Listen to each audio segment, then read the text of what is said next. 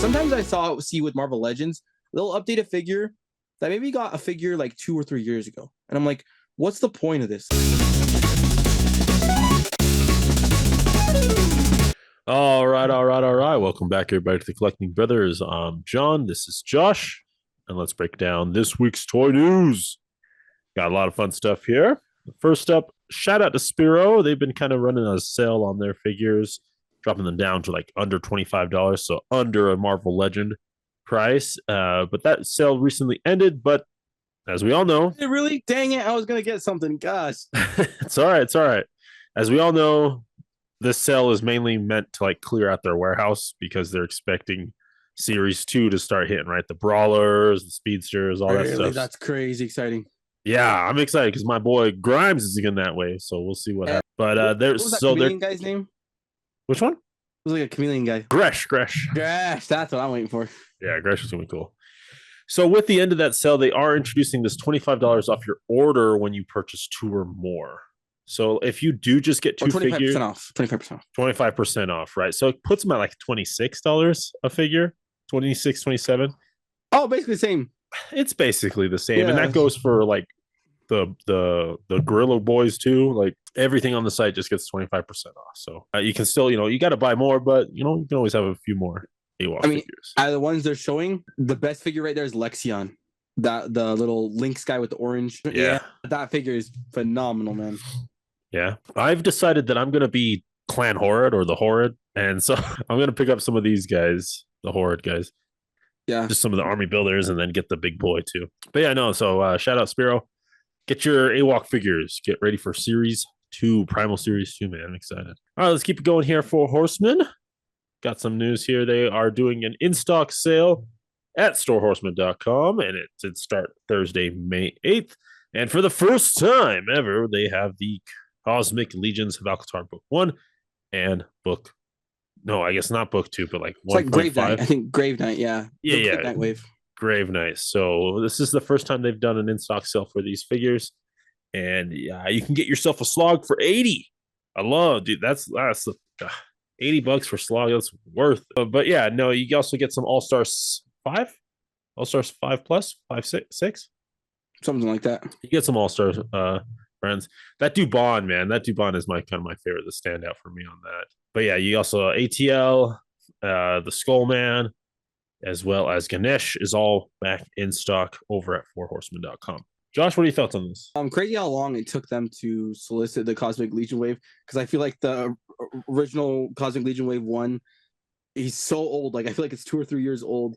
Yeah. And then one sucky thing though with like the Atlanta Joylanta figure and the Skullman. ATL, yeah. They're freaking $50, man. And like they don't really come with that much more accessories.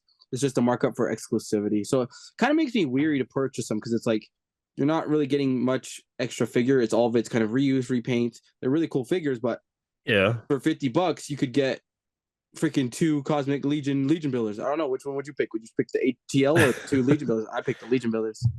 As someone who already has Legion builders, I would, it makes more sense to get the ATL because I don't have that figure, but I definitely understand that sentiment. Yeah. Another thing too with like the figure obscura, it's also too like I feel like time and time again, I always feel like, oh, I have to get the figure obscura because it's going to sell at Target Factory.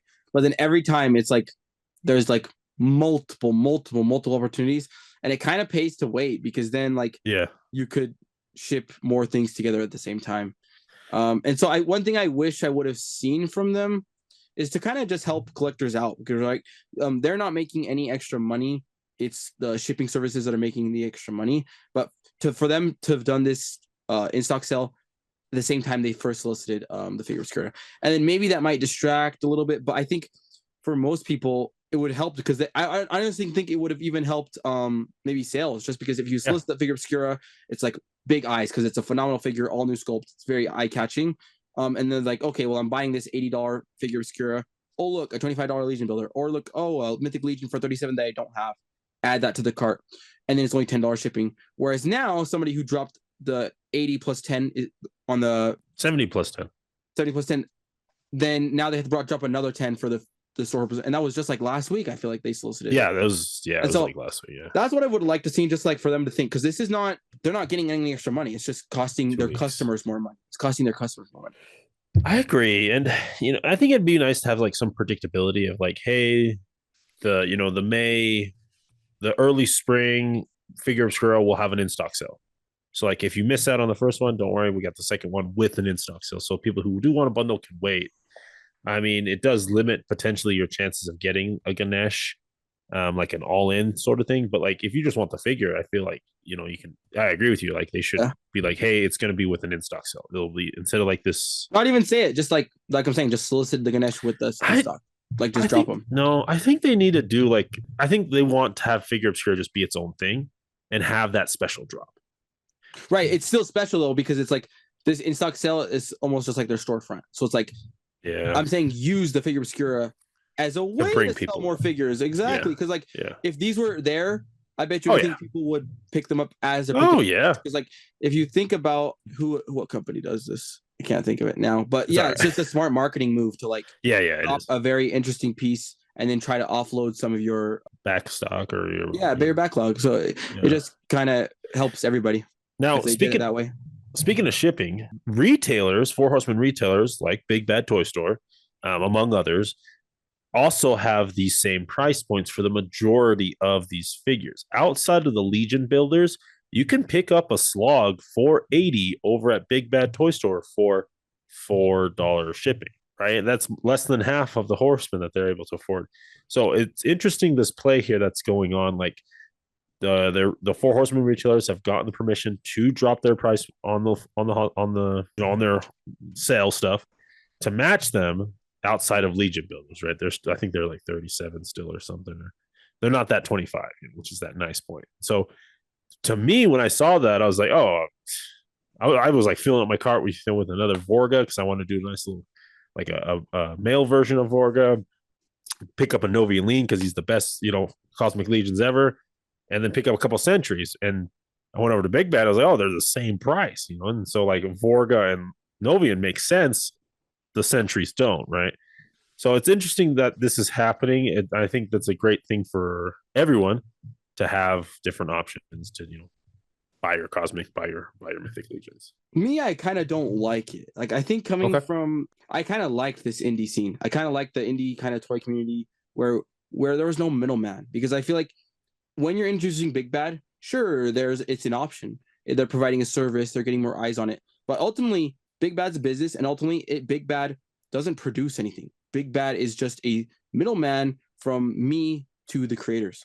And so I and they're definitely buddying up with a lot of like indie lines, not indie lines. No, I mean, Sword Horseman is definitely buddying up with like a lot of retailers, like doing retailer exclusives, trying to get like deals with that. And good on them. It makes sense for their part. But for me, I kind of always loved just the indie toy scene where it was just direct creator to consumer, no middleman, no nothing. And it allows you to get better prices. It allows you to get kind of a pipeline. And now with that, it's like, I get you down the line. I get you. They're becoming kind of like for sure. And it's good on them because the Horseman Studios has grown so much, and they're kind of becoming like a really big player now.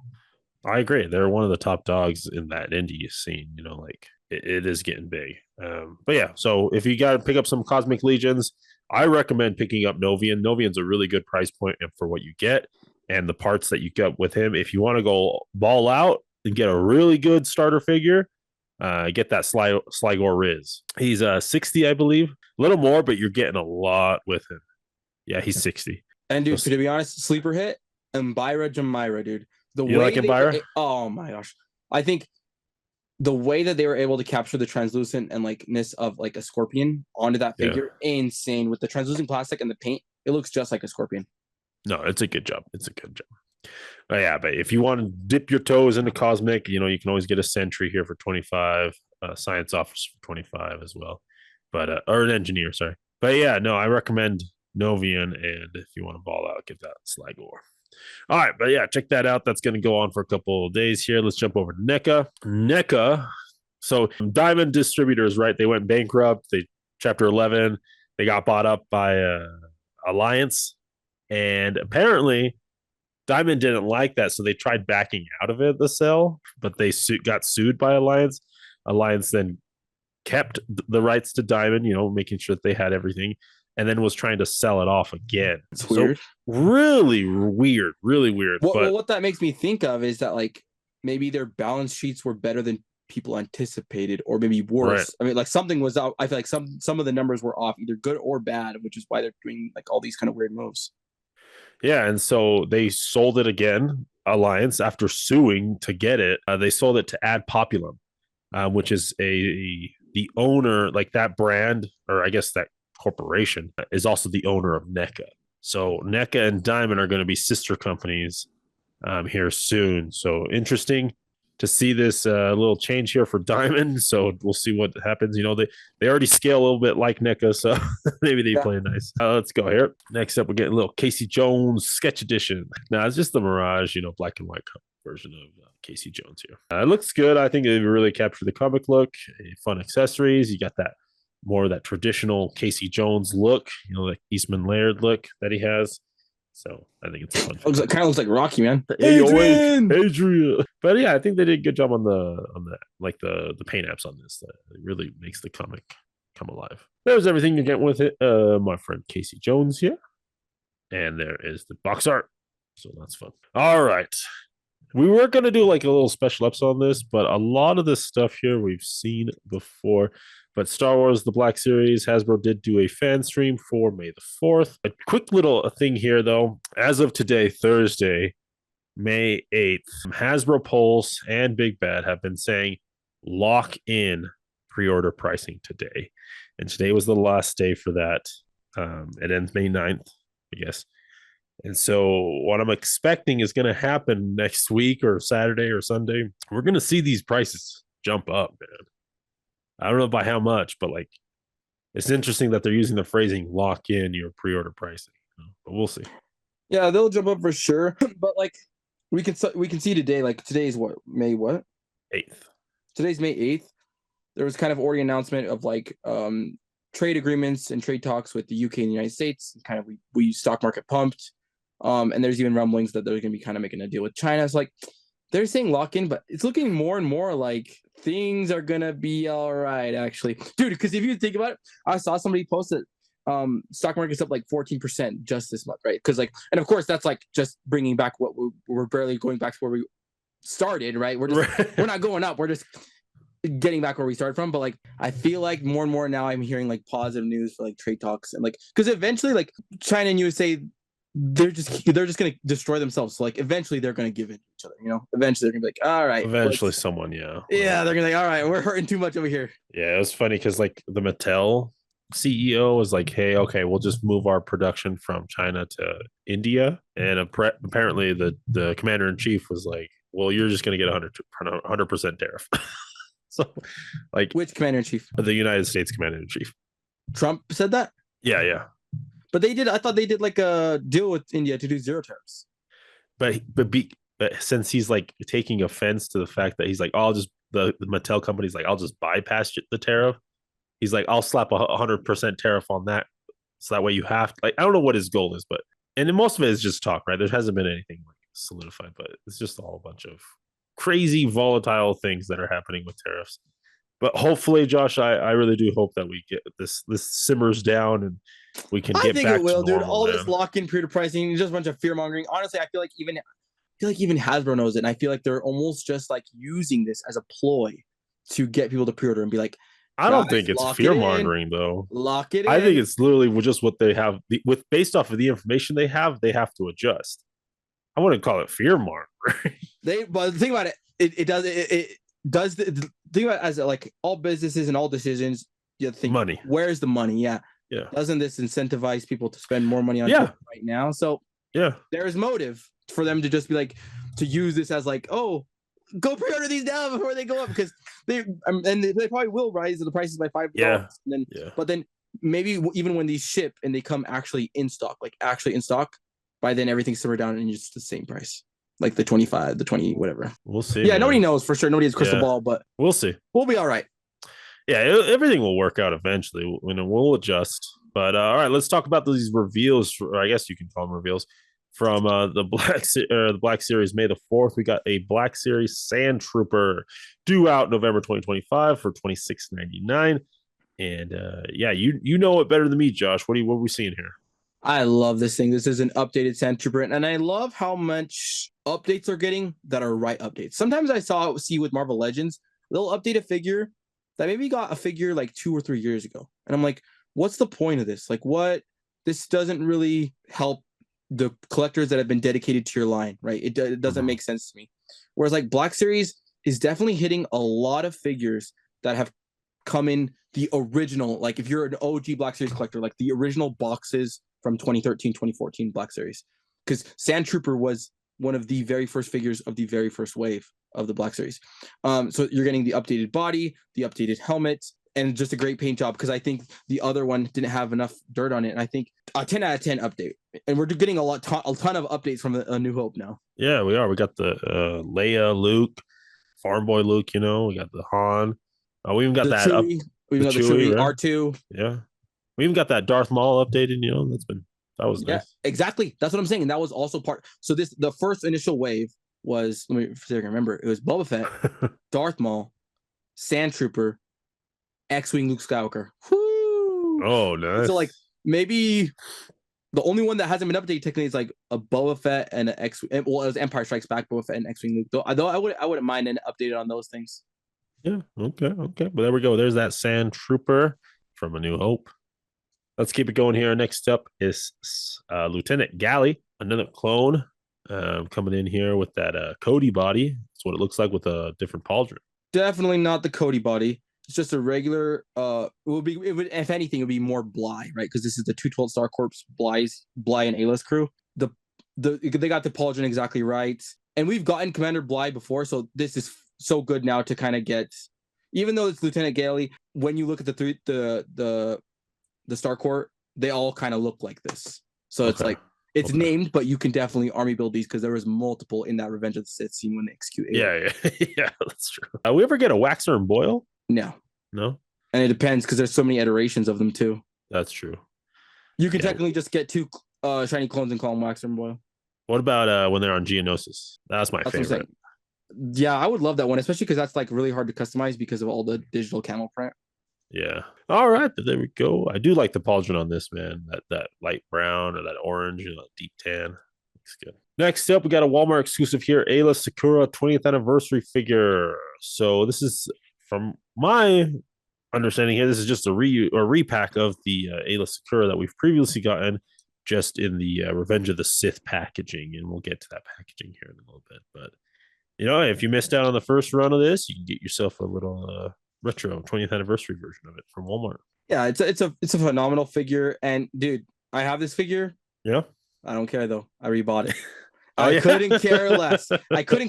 I bought this whole kind of Revenge of the Sith wave just to keep in box, just because like I have the figures, but like the box, man. Yeah. This is the nostalgia, right? The feeling of having those old style figures. And it only works for certain things for me. Like I have the only other ones I have is I have the Anakin and Obi-Wan in clone armor in the Clone Wars card backs. Oh yeah, the white and blue. Yeah. I kept those on card, and now I'm keeping these on card. Okay. Next up, another Walmart here, 20th anniversary. We got the Magna Guards with the shiny new paint, a little more blue. Yeah. This one definitely. This one I ordered 2, one to open, one to keep in box, just because like this is a new figure technically, and it's accurate to Revenge of the Sith, because the previous Magna Guard we got was all white. It was like a straight Magna Guard. And this is how they appeared in Revenge of the Sith. They were not white. They were definitely like a silver, bluish silver. And they also do come in that retro 20th anniversary of Revenge of the Sith. So real fun there. Again, Walmart exclusive. Walmart's kind of handling the 20th anniversary retro packaging on this. And I'm honestly glad, because to be honest, when it comes to exclusives, I feel like Walmart, for some reason, the pre-orders don't sell out, and they always fulfill the orders. The only kind of complaint would be that they sometimes, especially with these cards, they ship them really terribly. And it really sucks because it's like, I'm buying this to keep on card. And so like, that's the risk. Like Hasbro, I think an executive at Hasbro needs to talk with an executive at Walmart and be like, okay, you need to ship these in this type of box with this type of packaging, because they're losing money, because people like collectors are going to return these if they come damaged, something. But there needs to be some sort of discussion, I think, between the companies. I agree. I've even seen a shipping label on the box itself, Ridiculous. That's just an atrocity, man. and that's more just a low level worker that's maybe having a bad day or doesn't care, right? But Yeah. there That's what I'm should saying. be There needs to be something. some sort of training. Like they have to do Yeah, it. Like, okay, we're gonna lose money because people are gonna return these items. yeah. There should be a standard, right? Yeah. But like I said, they don't sell out and they always fulfill their orders on time. Not like I feel like Target exclusives kind of sell out lately Yeah, they sell for out. Yeah, some reason. I agree. All right, there is that Magna Guard. Let's keep it going here. Over at Hasbro Pulse, we're getting a Black Series Shore Trooper and Death Trooper 2-pack for $40. This comes in like the really minimal packaging and just a box with 2 figures in it, right? Nothing fancy here. But yeah, these are fun, dude. The great little 2-pack for Rogue One. Yeah, I think what's really nice with these is that they got the 2 iterations that were exclusive previously. So like the Death Trooper Specialist, this is the Specialist with the Pauldron, was Target exclusive with a 3-pack where they repackaged Cass and Jin. So I remember back in the day, I had to buy this and it was the same Cassian and Jin. Actually, I think the Cass had a little bit different, but the same Jin Erso for sure. And then this Scarif Trooper used to be a Target exclusive. Okay. So yeah, you can get it for $20 each and a nice little double pack. I like when Hasbro Pulse does these, man. These are good fun. Yeah, me too. Especially because I just wish that's what kind of collecting was. Like collecting should be for. I actually think now it's like people that are collecting these toys know what they're getting. We don't need to be sold by fancy packaging. You know what I'm saying? Unless it's like the nostalgic thing, like that makes sense. But if it's like a normal thing, like if you can save collectors, because effectively we're saving $10. So like the 10, well, no, but the $10 is of course being derived from the reuse, but also the packaging. Yeah. And unfortunately, their goal is not right. They're not trying to sell to you. They already got you. They already know you're going to pick it up. Well, no, they want new customers for these figures or for which figures? No, for like mainline releases, right? Like I understand, like you would want things to be minimal packaging and stuff like that, but they already have you on the line, right? That you're always going to buy from them. That's what I'm saying. That's why, like, I wish kind of it would be like this, like I've just seen. I just got these like the Defenders of the Armies of Ashmore. Dude, just a freaking bag. No packaging, just send it straight. And that's the beauty of just like small indie toy companies. They're like, who cares about the packaging? Send it in a bag. That's true. Like they know their fans and they know they're just going to help them, right? And when you get into big corporations, you lose that. That's all right. Let's keep it going here. Next up, we're getting a Droid Enforcer and Droidica security droid, basically. This could be the gaming greats from Jedi Survivor. So we get the K2SO mold and the Droidica, which this is what we were expecting, right? With all these droids. And this is what I wanted them to do. Just give us all those repaints and variations in whatever color. The Droidica looks phenomenal. But I will say the KX Enforcer unit, when I see the images in the game, it's definitely like an olive kind of tannish greenish. Like I feel like this is not the right color. Like I challenge everybody to go and look at just look up KX Enforcer from Jedi Survivor. This is definitely too light in my opinion. And it could be the lighting, but I don't think it is. I feel like they got the wrong color on this. And something else I would like to see is some like paint weathering, especially because if you look at the game reference photos, there definitely is some paint weathering on it. And on top of that, when they did K2SO, they did paint weathering. They added a dry silver brush kind of on the edges, and it really added a lot to the K2SO figure, whereas this figure has none of that, and I feel like it's definitely lacking. Like it's flat because of that. We just needed that silver dry brush paint on there, just like they did with K2 in the past. I agree. Like, look at all that, right? Look at all these like little dinges and brightness, right? Yeah. And I agree with you. Like, this is more green. It's like an olive for sure. Yeah, it's a very light olive. Yeah. On this, and it could be. I hate to like be that person, but it could be the lighting. They could be overexposing this, and so that way the green is coming out more. I don't think it is though. Light, but we'll see. Yeah, we'll see. Yeah, I think they got the color wrong, and I feel like if you're going to repaint things, then you're saving money because you don't have to do any new molds. Yeah. At least give us that silver dry brush like you did with K2. Come on. Give us a little something extra. Yeah. So, but that Droidica does look good. Love that. Droidica's phenomenal. Yeah. Yeah, they did a really good job. So 2-pack there for $55. Gaming greats from a Jedi Survivor. Next up, Target exclusive here. We got an ISB tactical agent for 25 coming in here, looking cool. You get the little like tank armor. It's just a good look to it. Really interesting though that it's $25 like that, because maybe the Walmart Revenge of the Sith line kind of made sense to me as $25 because all of it is reuse. Like all of it is our figures that are just getting repainted. Whereas this figure, there is definitely some reuse, but it's has a new head sculpt, has new pieces. Like this is a very unique figure, even though it's using some parts from previous Imperial officers. So weird that they're able to solicit this at 25. And we're seeing it's like sometimes 25, 26, 27. Yeah. And then even like previously, remember the range trooper with the rocket launcher? Dude, that went up for $35. $35. I was like, what? So I don't know what's going on here, but glad that it's $25. Some crazy pricing out there, man. It's the Wild West. Yeah, ISB tactical agent, man, looks looking cool. Yeah, man. I don't know. Andor's been crushing it. I've just been watching Andor a lot lately, and I like been rewatching episodes too. And it's such a good show, man. But have fun. I was just thinking like this would be fun, like a little Rogue One insert with Cassian running around. I don't know, just like a photo idea, but yeah. But yeah, ISB tactical agent there. Next up, Ezra Bridger Force FX lightsaber, $275, due out July 2025, and this is his like Ahsoka version lightsaber. Well, his like his third version of his lightsaber, which is pulling heavily from Kanan's lightsaber with the emitter there, and so I would like this lightsaber. I would. And the cool thing is, I looked this up. Staple gun, dude. The staple gun lightsaber. You know what they call this one? What?